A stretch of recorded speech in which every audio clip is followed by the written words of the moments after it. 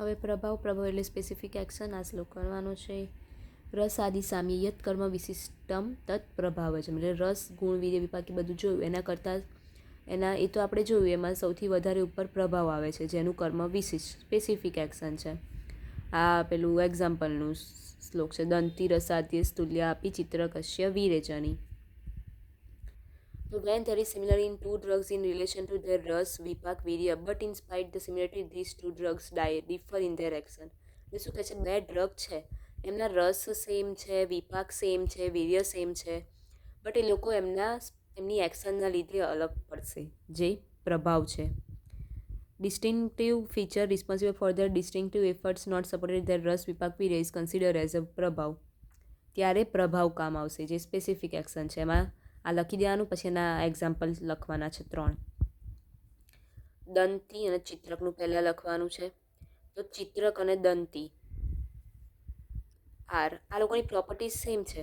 બંનેનો કટુ રસ છે, બંનેનું કટુ વિપાક છે અને બંનેનું ઉષ્ણ વીર્ય છે. બટ પ્રભાવના લીધે બંને અલગ અલગ કામ કરશે.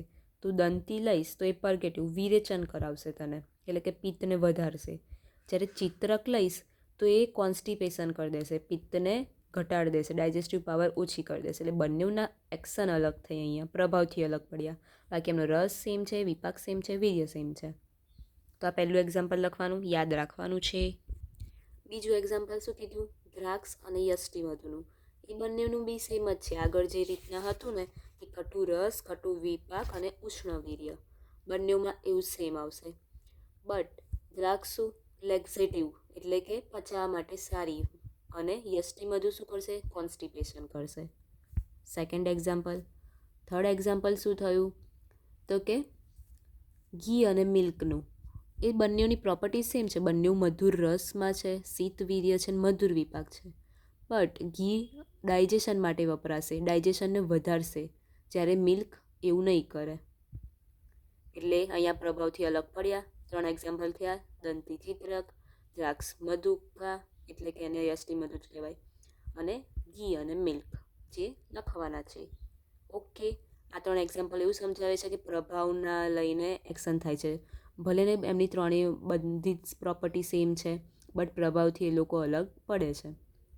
તો પ્રભાવ પૂછે તો પેલું ડેફિનેશન લખીને આ 3 એક્ઝામ્પલ સમજાવી દેવાના કે એમની પ્રોપર્ટી બી સેમ હોય, પણ એક એમનામાં સ્પેસિફિક એક્શન રહેલી હોય જેના લીધે એ લોકો અલગ પડતા હોય.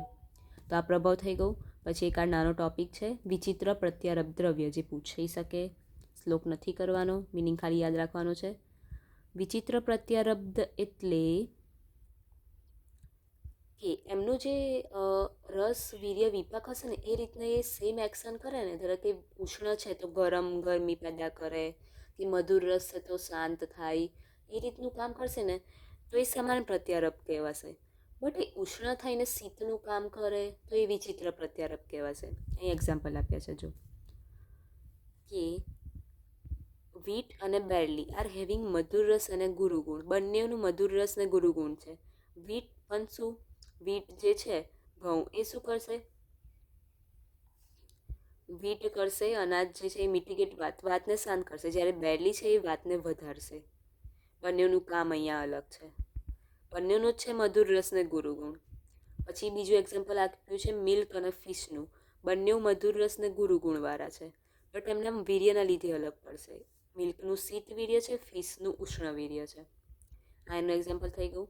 હવે અહીંયા ત્રીજું શું છે, મીટ ઓફ લાયન અને ભૂંડ બોર આર ઓલ્સો હેવિંગ મધુર રસ